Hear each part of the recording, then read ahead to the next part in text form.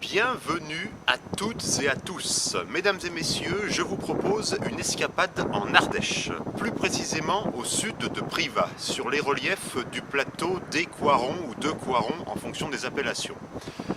Regardez ce que l'on trouve ici sur la commune de Saint-Beauzile en pleine campagne. Une usine, l'usine CK, qui fabrique des agents de filtration. Pourquoi une usine ici qui semble perdue au milieu de nulle part? Eh bien, pour trouver la réponse, nous allons monter un peu plus haut sur cette montagne. Dans cette usine, on produit de la cristobalite. C'est un produit qui sert à filtrer notamment la bière, le vin ou encore les produits pharmaceutiques. Et cette cristobalite, on la produit à partir d'une roche, la diatomite, qui provient de là au-dessus, regardez bien, la montagne d'Andance. C'est le plus important gisement de diatomite en Europe. La diatomite, ce n'est rien d'autre qu'une roche où se sont compactées des algues brunes unicellulaires, les diatomées. Alors pourquoi se sont-elles formées ici, ces diatomées? Eh bien parce que vous avez en face de vous un ancien mare, c'est-à-dire un cratère d'explosion de volcan qui a été jadis rempli par l'eau. En milieu lacustre volcanique, l'eau est particulièrement riche en silice, ce qui est un milieu tout à fait favorable au développement de ces diatomées, qui vont se déposer sur le fond du mare, du lac volcanique, pendant plusieurs milliers d'années. Petite précision, ce mare que vous voyez derrière moi, qui maintenant a été égueulé, donc n'existe plus, date de 7 à 6 millions d'années. C'est l'un des plus anciens de l'Ardèche. La diatomite a certes un intérêt industriel pour l'exploitation à l'usine CK en dessous, mais également un intérêt scientifique, puisque dans cette roche très poreuse s'incrustent parfois des macrofossiles, c'est-à-dire ou des feuilles, ou des pétales, ou des pollens de la faune, de la flore, qui permet de reconstituer les climats qui régnaient à l'époque. Bon, je commence à vous le faire toucher du doigt. Ce plateau de Coirons est véritablement un plateau volcanique. Regardez bien là-haut, nous avons une très belle coulée basaltique, ou ce qu'il en reste, disposée comme ça en prisme. Un petit peu comme c'est le cas derrière moi. Alors comment se forment ces prismes basaltiques? Eh bien c'est tout simple, cela témoigne d'un refroidissement lent de la lave, du magma qui sort du volcan. Exposée à l'air libre, la surface de la lave va se refroidir beaucoup plus rapidement qu'en profondeur. Et donc du coup, ce magma va se superposer en une série de couches de consistance plus ou moins dure en fonction de la vitesse du refroidissement. Autre type de macroforme en paysage volcanique, et je dirais même le NEC plus ultra, un NEC, N-E-C-K, c'est le nom que l'on donne à ce genre de piton basaltique, avec ici le village de Sautre situé à son pied. Alors à quoi cela correspond-il? Eh bien en vérité, c'est l'emplacement, et c'est tout bonnement une ancienne cheminée volcanique. Il y avait ici, il y a plusieurs millions d'années, un volcan. La caldeira était située plusieurs centaines de mètres au-dessus. Aujourd'hui, il ne reste plus que la partie souterraine de cet ancien volcan. Alors vous allez me dire, sur ce plateau de Coirons, un mare qui n'existe plus, un ancien volcan dont on ne voit plus que le NEC, que s'est-il passé? Poursuivons notre enquête. La météo est capricieuse dans le coin. Derrière moi, l'emplacement d'un ancien cratère d'explosion, un mare. Comment pouvons-nous repérer cela dans le paysage? Regardez bien, nous avons derrière un dike. Ce que l'on appelle un dike, c'est en vérité un filon de basalte ou de roche volcanique qui a emprunté une fissure préexistante et qui l'a fait s'élargir. Derrière moi, ce dike a quand même une particularité, c'est sa forme en courbe. Et ça, c'est caractéristique des lacs de cratères. On peut donc supposer qu'il y a plusieurs millions d'années, il y avait ici un cratère d'explosion de type mare avec un lac dont aujourd'hui, regardez, il ne reste pratiquement rien. Alors vous allez me dire, rien ne va plus sur ce plateau des Coirons. C'est pour ça qu'il est nécessaire que je vous explique comment cette structure géologique s'est formée. Vous avez vu derrière moi de la lave solidifiée avec toujours ces formes. On dirait que le rocher est un petit peu ivre, si on peut dire. Donc je suis sur la partie sommitale de ce plateau des Coirons. Mais d'ailleurs, est-ce qu'on peut vraiment appeler cela un plateau? Ben, vous plaisantez, regardez ça. Il y a des grandes vallées de chaque côté. Ici, nous nous trouvons donc sur un col, un passage entre deux points plus élevés dans le relief. Donc les Coirons, c'est pas vraiment un plateau.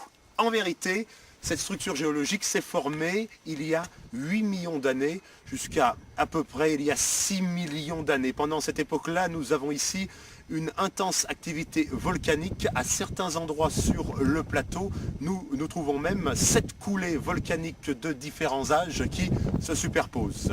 Donc, pendant cette époque-là, nous allons finalement aboutir à une surface plutôt plane qui, beaucoup plus tard, va subir les effets du passage d'un glacier. Et oui, les glaciers, cette structure géologique volcanique est bien antérieure aux glaciations de l'ère quaternaire. Ce que les géologues appellent l'ère quaternaire, c'est en gros une période qui couvre les 2 derniers millions d'années, au cours desquelles il y a eu d'importantes fluctuations glaciaires qui se jouent totalement de savoir ce qu'elles vont faire d'une surface plane et qui abrasent et creusent des vallées.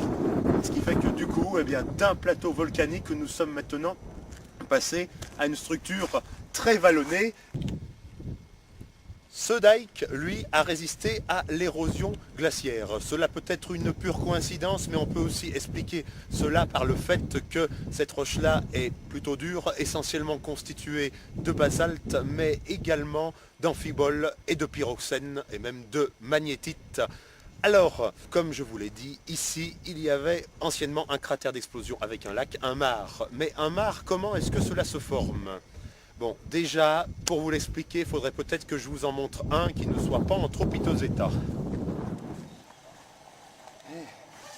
Voici un lac volcanique avec le lac, justement. Et celui-ci est beaucoup plus récent que les mares que nous venons de voir sur le plateau de Coiron. Il date d'entre 20 000 et 30 000 ans. C'est quand même peu de choses à comparer des 6 millions d'années d'âge du plateau de Coiron. Et c'est justement ce qui explique en partie pourquoi il est toujours en état, si je peux dire. Et oui, puisque entre 30 000 ans et nos jours, il ne s'est produit qu'une seule grande glaciation, celle du Wurm, donc beaucoup moins de risque d'érosion pour ce cratère. Vous remarquez sa forme presque circulaire. Alors un lac de cratère, c'est un volcan un peu particulier. Alors déjà, comment se forme-t-il? Eh bien, c'est en vérité la rencontre entre le feu et l'eau. Assez étrange, allez-vous me dire. Déjà, je vais vous rappeler ce que c'est qu'un volcan. Un volcan, ce n'est ni plus ni moins qu'un point chaud, c'est-à-dire à plusieurs kilomètres sous la surface de la Terre, un gros volume de lave qui va remonter à la surface et percer la croûte terrestre et former le volcan. Seulement, de temps à autre, lorsque cette lave remonte à la surface, elle se trouve confrontée à une nappe phréatique, une grosse nappe phréatique souterraine. La lave fait chauffer l'eau de cette nappe phréatique et l'eau qui chauffe doit occuper plus de volume puisque les molécules à l'intérieur de l'eau s'agitent. Du coup, au bout d'un moment, la nappe phréatique ne peut plus contenir cette pression et elle explose littéralement, projetant même parfois les débris de cette explosion jusqu'à plusieurs centaines de kilomètres. Un petit exemple, le célèbre lac Pavin, situé dans le département du Puy-de-Dôme, a projeté certaines de ses cendres jusqu'au lac Léman, situé en Suisse. Et de cette explosion, il ne reste qu'un cratère qui, le plus souvent, va être rempli par des eaux souterraines, voire des eaux de surface, comme c'est le cas ici. Ce lac de cratère-là est relativement petit, je vous l'accorde, du moins au regard de ce que nous avons vu précédemment. Mais pour voir encore plus grand, je vous emmène voir les vestiges d'un ancien lac de cratère. Il suffit tout simplement de passer les reliefs de la caldeira de l'autre côté pour retomber sur la caldeira de la Vestide du Pal. La Vestide du Pal, je suis à l'intérieur de cette immense caldeira qui, selon certaines sources, serait le plus grand cratère en Europe qui soit encore à peu près en état. Visez un petit peu. Tout ce que nous voyons autour, ce sont les reliefs montagneux du sommet de la caldeira, dont le point culminant se situe là-haut, le Suc du Pal, à 1402 mètres. Cette caldeira a un diamètre de 1700 mètres et une profondeur entre le sommet et le point bas dans lequel je me trouve de 150 mètres. Les sources de la Fontelière étant toutes proches, on peut penser que ce cratère abritait jadis un lac. Qu'est-il devenu ce lac? Égueulé comme beaucoup d'autres. Quelle en est la cause? Peut-être les effets de l'érosion de la dernière période glaciaire, ce volcan étant d'un relatif jeune âge, entre 20 et 30 000 ans, mais on peut par ailleurs suspecter une activité volcanique postérieure, viser un petit peu ces cônes de type strombolien placés à l'intérieur même de cette caldeira, de ce cratère. Il y en a un certain nombre.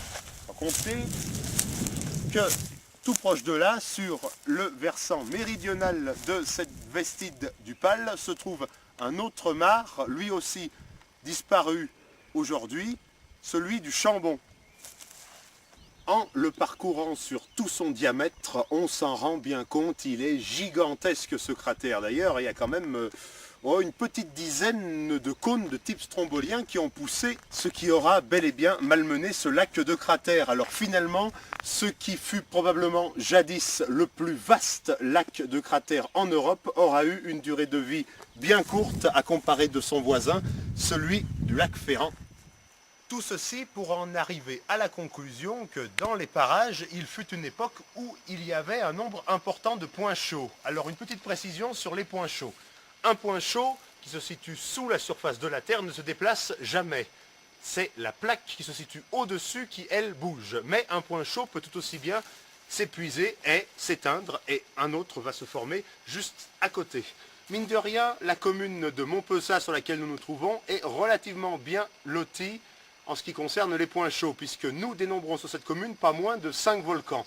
Les 3 mares que je vous ai présentés, de retour ici au lac Ferrand, et 2 autres volcans stromboliens, la Gravenne de Montpezat et le point culminant, le volcan strombolien du Boson, à 1471 mètres. Ça fait beaucoup pour une surface relativement réduite. Quoi qu'il en soit, cela fait maintenant plus de 10 000 ans qu'il n'y a plus aucune trace d'activité volcanique dans ces environs.